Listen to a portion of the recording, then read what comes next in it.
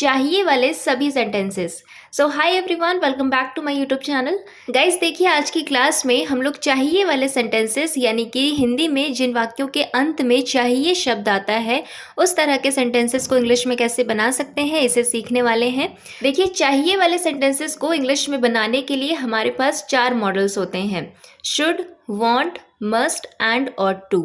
इन चारों का ही हिंदी में मतलब होता है चाहिए, लेकिन इंग्लिश में कब शुड लगाना है, कब वांट लगाना है, कब मस्ट लगाना है और कब ऑट टू लगाना है, ये सिचुएशन पर डिपेंड करता है। तो सबसे पहले बात कर लेते हैं शुड की। देखिए, शुड का हिंदी में मतलब होता है चाहिए। इसका यूज़ आपको तब करना होता है जब आप किसी को सलाह यानी कि एडवाइस दे रहे हो। यहाँ पे कोई प्रेशर नहीं होता है कि आपको ये काम करना ही होगा, ऐसा नहीं होता है। यहाँ पे बस आप सलाह देते हैं, सामने वाला माने या ना माने वो उसकी मर्जी, ठीक है। तो नॉर्मल सलाह, एडवाइस या सजेशन देने के लिए हम चाहिए के सेंस में शुड का इस्तेमाल करते हैं। अब देखिए इसके structures affirmative sentence, negative sentence and interrogative sentences में कैसे क्या होते हैं। देखिए, तीनों ही तरह के सेंटेंसेस में शुड का जो स्ट्रक्चर होता है वो बहुत ही ईजी होता है। अफर्मेटिव सेंटेंस यानी कि सिंपल सेंटेंसेस, सकारात्मक वाक्यों को बनाने का स्ट्रक्चर होता है। सबसे पहले हमें लिखना होगा सब्जेक्ट, उसके बाद शुड लगाएंगे, उसके बाद वर्ब की फर्स्ट फॉर्म, दैट्स इट। बस इतना ही आपका स्ट्रक्चर बनता है अफर्मेटिव सेंटेंसेस को बनाने का। अब अगर शुड के साथ आपको नेगेटिव सेंटेंस यानी कि नकारात्मक वाक्यों को बनाना है तो उसके लिए आपको कुछ नहीं करना है, बस आपको शुड के बाद नॉट लगा देना है। यानी कि यहाँ पे आपका स्ट्रक्चर हो जाता है subject plus should plus not plus verb की फर्स्ट फॉर्म। अब मान लीजिए आपका मन हुआ इंटेरोगेटिव सेंटेंसेस को बनाने का यानी कि प्रश्नवाचक वाक्यों को बनाने का। प्रश्नवाचक वाक्यों में भी कौन से वाक्य जिनकी स्टार्टिंग क्या से होती है हिंदी में, जिनमें हम सवाल पूछते हैं और शुरुआत किससे होती है, क्या से। तो वहां पे आपको क्या करना होगा, कुछ नहीं करना है, बस आपको शुड को सब्जेक्ट से पहले लिख देना है। मतलब यहाँ पे आपका स्ट्रक्चर हो जाता है सबसे पहले शुड आएगा, उसके बाद सब्जेक्ट, उसके बाद वर्ब की फर्स्ट फॉर्म और लास्ट में क्वेश्चन मार्क लगा के आप अपना स्ट्रक्चर यहाँ पे एंड करेंगे। अब देखिए एग्जाम्पल्स। सबसे पहला एग्जाम्पल है तुम्हें जाना चाहिए। तो यहाँ पे ये सेंटेंस हमारा अफर्मेटिव यानी कि सकारात्मक वाक्य है और हम किसी को सलाह दे रहे हैं तो शुड का इस्तेमाल करेंगे। सबसे पहले लिखेंगे सब्जेक्ट, यू आ जाएगा, उसके बाद शुड लगाएंगे क्योंकि चाहिए आ रहा है और हम सलाह दे रहे हैं किसी को। उसके बाद वर्ब की फर्स्ट फॉर्म गो, तो तुम्हें जाना चाहिए, यू शुड गो। अब देखिए, ऐसा नहीं है कि आप सिर्फ पॉजिटिव एडवाइस ही दे सकते हैं, आप किसी को नेगेटिव एडवाइस भी दे सकते हैं। यानी कि आप शुड के साथ नेगेटिव सेंटेंसेस को भी बना सकते हैं। जैसे कि यहाँ पे अगर आपको बोलना हो कि तुम्हें नहीं जाना चाहिए, ठीक है, तो ये एक नेगेटिव एडवाइस है यानी कि नेगेटिव सेंटेंस है। तो यहाँ पे हम क्या करेंगे, शुड के बाद नॉट लगाएंगे, तो सेंटेंस बन जाएगा यू शुड नॉट गो।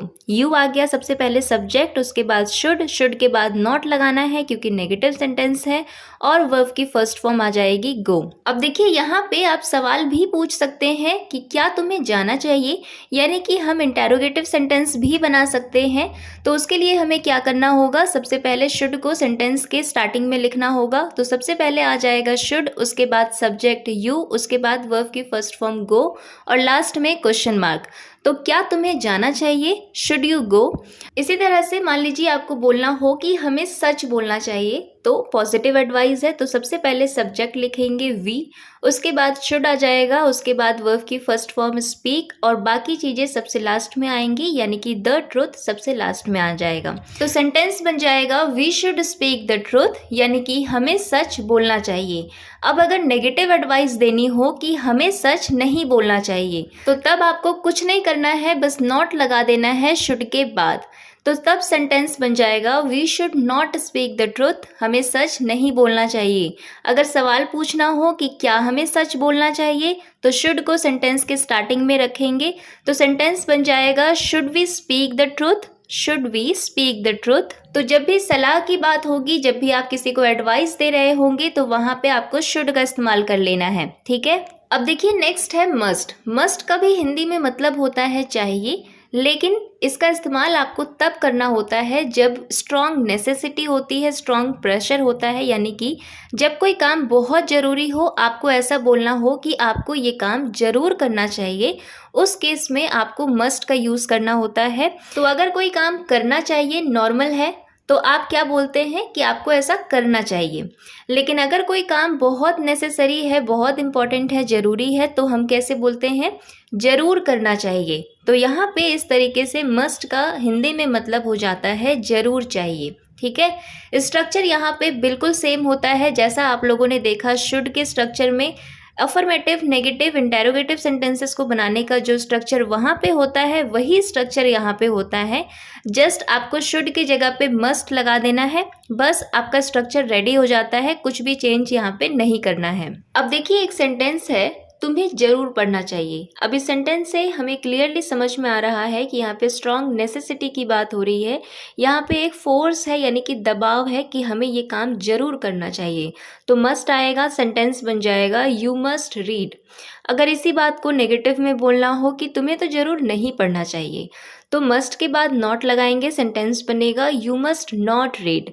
अगर सवाल पूछना हो कि क्या तुम्हें जरूर पढ़ना चाहिए, तो क्या करेंगे, मस्ट को सब्जेक्ट से पहले लिखेंगे, तो सेंटेंस बनेगा मस्ट यू रीड। अब यहाँ पे रुक जाइए, यहाँ पे देखिए इस सेंटेंस में जो जरूर लिखा हुआ है इसलिए आप लोगों ने यहाँ पे मस्ट लगाया है। लेकिन ऐसा जरूरी भी नहीं है कि हर जगह जरूर आएगा तभी आप मस्ट लगाएंगे। अगर कहीं पे हिंदी के सेंटेंस में जरूर नहीं भी लिखा हुआ है, सिर्फ चाहिए लिखा हुआ है, तो भी वहाँ पे मस्ट आ सकता है।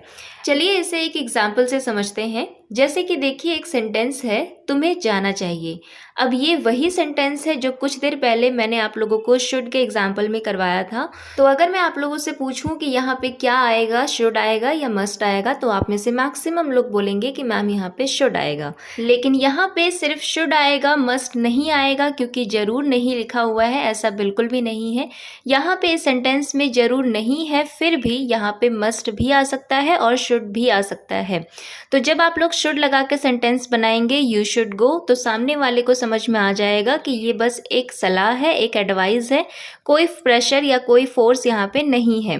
लेकिन जैसे ही आप लोग मस्ट लगा के सेंटेंस बनाएंगे यू मस्ट गो, तो वहाँ पे सामने वाला समझ जाएगा कि ये नेसेसिटी है, ये काम करना जरूरी है। ठीक है, मतलब यहाँ पे फोर्स है। इसका मतलब ये निकला कि अगर आपके सेंटेंस में चाहिए वर्ड आ जाए, भले ही जरूर आए या ना आए, अगर आप अपनी बात पे जोर देकर कह रहे हैं, फोर्स है उस सेंटेंस में, तो वहाँ पे मस्ट आएगा। और अगर आप सिर्फ सलाह दे रहे हैं, एडवाइस दे रहे हैं, तो वहाँ पे शुड लगेगा। अब नेक्स्ट है ऑट टू। देखिए शुड और मस्ट की तरह ऑट टू का भी मतलब होता है हिंदी में चाहिए, लेकिन इसका यूज़ हम लोग करते हैं नैतिक कर्तव्यों यानी कि मॉरल ड्यूटीज़ को बताने के लिए। मतलब आपके जितने भी कर्तव्य होते हैं बड़ों के प्रति, देश के प्रति, कानून के प्रति, उन सभी कर्तव्यों को बताने के लिए हम ऑट टू का इस्तेमाल करते हैं। अब देखिए स्ट्रक्चर। देखिए अफर्मेटिव सेंटेंसेस को बनाने का यहाँ पे स्ट्रक्चर होता है। सबसे पहले हमें लिखना है सब्जेक्ट, उसके बाद ऑट टू और लास्ट में वर्ब की फर्स्ट फॉर्म, बस खत्म। नेगेटिव सेंटेंस बनाना है तो आपको पता है नॉट लगाना होगा, लेकिन यहाँ पे आप लोग ऑट टू के बाद नॉट नहीं लगाएंगे, बल्कि ऑट और टू के बीच में नॉट लगाएंगे। ठीक इसी तरह से अगर आप लोगों को इंटेरोगेटिव सेंटेंस बनाना है तो आप लोगों को पता है कि जो भी हमारी मॉडल वर्ब होती है उसे हम सब्जेक्ट से पहले लिखते हैं, लेकिन यहाँ पे हम लोग ऑट टू को सब्जेक्ट से पहले नहीं लिख सकते हैं, क्योंकि यहाँ पे जो हमारी मॉडल वर्ब है वो एक वर्ड की नहीं है बल्कि दो वर्ड्स की है। जैसे कि आप लोगों ने देखा शुड और मस्ट में, जब वहाँ पे हम लोग इंटेरोगेटिव सेंटेंस बना रहे थे तो क्या कर रहे थे, सब्जेक्ट से पहले शुड या मस्ट लगा रहे थे, क्योंकि वहाँ पे जो मॉडल वर्ब्स थी वो एक वर्ड की थी। लेकिन यहाँ पे जो मॉडल वर्ब है ऑट टू, वो दो वर्ड्स की है, ऑट और टू। इसीलिए यहाँ पे अगर आपको नेगेटिव सेंटेंस बनाना है तो आपको नॉट लगाना होगा ऑट और टू के बीच में, और अगर आपको इंटेरोगेटिव सेंटेंस बनाना है तो आपको सब्जेक्ट लिखना होगा ऑट और टू के बीच में, और लास्ट में वर्ब की फर्स्ट फॉर्म लगाकर क्वेश्चन मार्क लगाकर आप अपना स्ट्रक्चर यहाँ पे खत्म करेंगे। सो आई होप आप लोगों को इसके सभी स्ट्रक्चर्स क्लियर हो चुके होंगे। अब देखिए इसके एग्जाम्पल्स। देखिए एक सेंटेंस है, आपको फिल्म देखनी चाहिए। अब आप लोग मुझे बताइए कि फिल्म देखना क्या कोई नैतिक कर्तव्य है, मॉरल ड्यूटी है? नहीं है ना। तो यहाँ पे ऑट टू बिल्कुल नहीं आएगा, यहाँ पे या तो शुड आ सकता है या फिर मस्ट आ सकता है।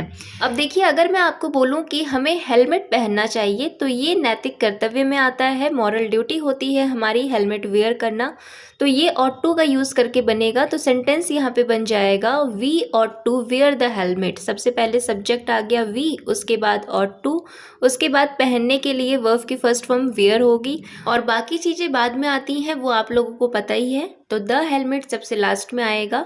सो we ought to wear the helmet. इसी तरह से मान लीजिए आपको बोलना हो कि हमें बड़ों का अपमान नहीं करना चाहिए, तो ये भी हमारा एक नैतिक कर्तव्य में आता है। तो इसमें भी हम ought to का यूज़ करेंगे, लेकिन ध्यान रखिएगा अगर इस सेंटेंस में से आप नहीं को हटा दें तो सेंटेंस क्या बनेगा, हमें बड़ों का अपमान करना चाहिए, जो कि बिल्कुल भी हमारी मॉरल ड्यूटीज़ में नहीं आता है। तो वहाँ पे आप ought to का यूज़ नहीं करेंगे। जैसे ही आप नहीं हटाएंगे तो वो ought to वहाँ पे लगेगा ही नहीं। लेकिन क्योंकि यहाँ पे ये हमारे मॉरल ड्यूटीज़ में आता है, इसलिए हम यहाँ पे ought to लगाएंगे। तो सेंटेंस होगा we ought not to insult elders। ought और to के बीच में not लगेगा। So we ought not to insult elders। चलिए अब समझते हैं want को। सो देखिए want का भी हिंदी में मतलब होता है चाहिए। शुड का इस्तेमाल हम लोग कर रहे थे एडवाइस देने के लिए। मस्ट का इस्तेमाल हम कर रहे थे जब कोई काम बहुत ज़रूरी हो, यानी कि जोर देकर कोई काम करने के लिए। और ought to का इस्तेमाल कर रहे थे मॉरल ड्यूटीज़ को बताने के लिए। लेकिन want का इस्तेमाल हम तब करेंगे जब हमें कोई चीज़ चाहिए, कोई सामान चाहिए, यानी कि नाउन के लिए। अब नाउन का मतलब क्या होता है, किसी व्यक्ति, वस्तु या किसी भी चीज़ का नाम।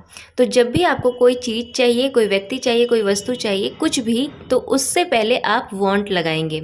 देखिए want का स्ट्रक्चर बाकी तीनों के स्ट्रक्चर से बहुत अलग होता है, इसलिए मैंने इसे सबसे लास्ट में रखा है। उन तीनों के स्ट्रक्चर्स बिल्कुल सेम थे, सिर्फ ought to में थोड़ा सा डिफरेंस था, लेकिन यहाँ पे want का स्ट्रक्चर बिल्कुल ही अलग होता है।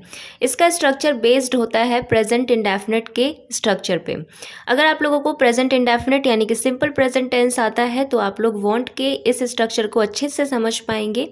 देखिए स्ट्रक्चर है, सबसे पहले अगर आपको अफर्मेटिव सेंटेंस बनाना है तो सबसे पहले आपको लिखना होगा सब्जेक्ट, उसके बाद want या wants, उसके बाद सामान यानी कि नाउन, जो भी चीज़ आपको चाहिए। मैं यहाँ पे सामान ही लिख रही हूँ ताकि आप लोगों को अच्छे तरीके से समझ में आए। अब want कब लगेगा और wants कब लगेगा। देखिए अगर आप लोगों का सब्जेक्ट सिंगुलर है, यानी कि ही, शी, इट या किसी एक व्यक्ति का नाम, तो वहाँ पे आप want में s लगाएंगे, मतलब तब वहाँ पे wants लगेगा। और अगर आपका सब्जेक्ट प्लूरल है, जैसे आई, वी, यू, दे या दो व्यक्तियों के नाम, तो वहाँ पे आप want में कुछ भी ऐड नहीं करेंगे, तब सिर्फ वहाँ पे want ही लगेगा। क्लियर। अब नेगेटिव सेंटेंस को बनाने का स्ट्रक्चर समझिए। सबसे पहले सब्जेक्ट लिखेंगे, उसके बाद डू या डज लगाएंगे। डू या डज कहाँ लगाएंगे, जहाँ पे आप वॉन्ट्स लगाते थे, जैसे ही, शी, इट या किसी एक व्यक्ति का नाम, वहीं पे आपको डज लगाना है नेगेटिव सेंटेंस बनाने के लिए। और जहाँ पे आप लोग वॉन्ट लगाते हैं, जैसे आई, वी, यू, दे या दो व्यक्तियों के नाम, वहाँ पे हम डू लगाएंगे। डू डज के बाद आपको नॉट लिखना है, उसके बाद वॉन्ट लिखना है और लास्ट में सामान का नाम। यहाँ पे ध्यान रखिएगा वॉन्ट में एस नहीं लगेगा। क्यों नहीं लगेगा, क्योंकि आप ऑलरेडी डू या डज का इस्तेमाल कर रहे हैं अलग अलग तरह के सब्जेक्ट्स के लिए। तो वॉन्ट में एस सिर्फ और सिर्फ अफर्मेटिव सेंटेंस में ही लगता है। ठीक है। अब इंटेरोगेटिव सेंटेंस बनाना है तो डू डज को सब्जेक्ट से पहले लिखेंगे, उसके बाद वॉन्ट लिखेंगे, उसके बाद सामान और लास्ट में क्वेश्चन मार्क। चलिए अब इसके स्ट्रक्चर्स को एग्जाम्पल से समझते हैं। जैसे कि देखिए सबसे पहला एग्जाम्पल है, मुझे एक पेन चाहिए। तो सबसे पहले आपको क्या लिखना है, सब्जेक्ट। सब्जेक्ट यहाँ पे क्या है, आई। इसके बाद हम लिखेंगे या तो वॉन्ट या फिर वॉन्ट्स, सब्जेक्ट के अकॉर्डिंग। आई यहाँ पे सब्जेक्ट है, इसके अकॉर्डिंग आ जाएगा वॉन्ट। उसके बाद हमें लिखना है सामान का नाम, जो भी चीज़ हमें चाहिए। तो मुझे क्या चाहिए, एक पेन, तो यहाँ पे हम लिखेंगे अ पेन। सो मुझे एक पेन चाहिए, आई वॉन्ट अ पेन। अब अगर मना करना हो यानी कि नेगेटिव सेंटेंस बनाना हो कि मुझे एक पेन नहीं चाहिए, तो सब्जेक्ट यहाँ पे भी आई है, तो सबसे पहले आई लिखेंगे। उसके बाद हमें लिखना है डू या डज। अब डू आएगा या डज आएगा, तो देखिए जिन सब्जेक्ट्स के साथ आप वॉन्ट लगाते हैं उन्हीं सब्जेक्ट्स के साथ आपको डू लगाना है, और जिनके साथ आप लोग वॉन्ट्स लगाते हैं उनके साथ आपको डज लगाना है। क्लियर। तो यहाँ पे देखिए अफर्मेटिव सेंटेंस में हम क्या लिख रहे थे, आई के साथ वॉन्ट लगा रहे थे ना, तो इसके अकॉर्डिंग हम यहाँ पे डू लगाएंगे। अगर यहाँ पे वॉन्ट्स आता यानी कि सिंगुलर सब्जेक्ट होता तब हम वहाँ पे वॉन्ट्स लगाते, और वॉन्ट्स लगाते तो उसका नेगेटिव बनाते या इंटेरोगेटिव बनाते, तो हम यहाँ पे डज लगाते। तो यहाँ पे आ जाएगा डू। इसके बाद नॉट लगाएंगे क्योंकि नेगेटिव सेंटेंस है, उसके बाद वॉन्ट लिखेंगे और सबसे लास्ट में सामान का नाम यानी कि अ पेन। सो सेंटेंस बन जाएगा I do not want a pen, या फिर आप डू नॉट को साथ में बोल सकते हैं I don't want a pen. ठीक है। अब अगर आपको सवाल पूछना हो यानी कि इंटेरोगेटिव सेंटेंस बनाना हो कि क्या मुझे एक पेन चाहिए, तो उसके लिए क्या करना होगा, डू या डज को सब्जेक्ट से पहले लिखना होगा। तो यहाँ पे हम डू का इस्तेमाल कर रहे थे, तो डू को आई से पहले लिखेंगे तो सेंटेंस बन जाएगा do I want a pen, क्या मुझे एक पेन चाहिए। एक और एग्जाम्पल देखिए, उसे पैसा चाहिए, तो सब्जेक्ट यहाँ पे क्या है, उसे, यानी कि या तो सब्जेक्ट ही हो सकता है या फिर शी हो सकती है। मैं यहाँ पे मान के चल रही हूँ कि सब्जेक्ट शी है, तो यहाँ पे मैं लिखूंगी शी। उसके बाद या तो हमें वांट लगाना है या फिर वांट्स लगाना है। अब शी सिंगुलर सब्जेक्ट्स में आता है, इसलिए हम यहाँ पे वांट में एस लगाकर लिखेंगे यानी कि वांट्स लिखेंगे। उसके बाद जो भी चीज़ उसे चाहिए, तो उसे क्या चाहिए, पैसा चाहिए, तो यहाँ पे हम लिखेंगे money. So she wants money, उसे पैसा चाहिए। अब अगर मना करना हो कि उसे पैसा नहीं चाहिए, तो सेंटेंस बन जाएगा she does not want money. तो यहाँ पे डज का इस्तेमाल किया है हम लोगों ने, क्यों, क्योंकि यहाँ पे आप अफर्मेटिव सेंटेंस में देखिए वॉन्ट्स आ रहा था। अगर वॉन्ट आता तो डू लगाते नेगेटिव बनाते टाइम, लेकिन क्योंकि यहाँ पे सिंगुलर सब्जेक्ट है इसीलिए वॉन्ट्स आ रहा है, और जब भी वॉन्ट्स आएगा तो उसका नेगेटिव बनाएंगे तो डज लिखेंगे, ठीक है। उसके बाद नॉट लगाएंगे, उसके बाद वॉन्ट, उसके बाद सामान का नाम। तो she does not want money, does not को साथ में भी बोल सकते हैं, शी डजेंट वॉन्ट मनी। अगर आपको सवाल पूछना हो कि क्या उसे पैसा चाहिए, तो डज को उठाकर सब्जेक्ट से पहले लिख देंगे, सेंटेंस बन जाएगा डज शी वॉन्ट मनी, क्या उसे पैसा चाहिए। तो इस तरह से should, must, ought to and want, इन चारों का ही मतलब होता है चाहिए। शुड का इस्तेमाल तब करते हैं जब आप सलाह यानी कि एडवाइस देते हैं। यहाँ पे कोई दबाव नहीं होता है कि आपको ये काम करना ही होगा, जस्ट हम एडवाइस देते हैं, कोई करे या ना करे उसकी मर्जी। मस्ट का इस्तेमाल हम तब करते हैं जब कोई काम बहुत ज़रूरी होता है करना, तो वहाँ पे आप जोर दे के बोलते हैं कि आपको ऐसा ज़रूर करना चाहिए, ठीक है। तो यहाँ पे फोर्स होता है। ऑट टू का इस्तेमाल हम करते हैं नैतिक कर्तव्यों यानी कि मॉरल ड्यूटीज को बताने के लिए, जो हमारी फॉर्मल ड्यूटीज होती है उन्हें बताने के लिए। और वांट का इस्तेमाल हम तब करते हैं जब हमें कोई सामान चाहिए होता है, ठीक है। तो इस तरीके से इन चारों के मतलब होते हैं हिंदी में चाहिए, लेकिन इनकी कंडीशन अलग अलग होती है। सो आई होप आप लोगों को क्लियर हो गया होगा इन चारों का मतलब, इनमें डिफरेंस। तो अब मैं आप लोगों को प्रैक्टिस के लिए कुछ सेंटेंसेस दे रही हूँ, इनके आंसर्स क्या होंगे आपको कॉमेंट बॉक्स में कॉमेंट करने हैं। So guys that's all for today. आज की क्लास अगर आप लोगों को हेल्पफुल लगी हो, पसंद आई हो, तो लाइक कर दीजिएगा। Thanks for watching.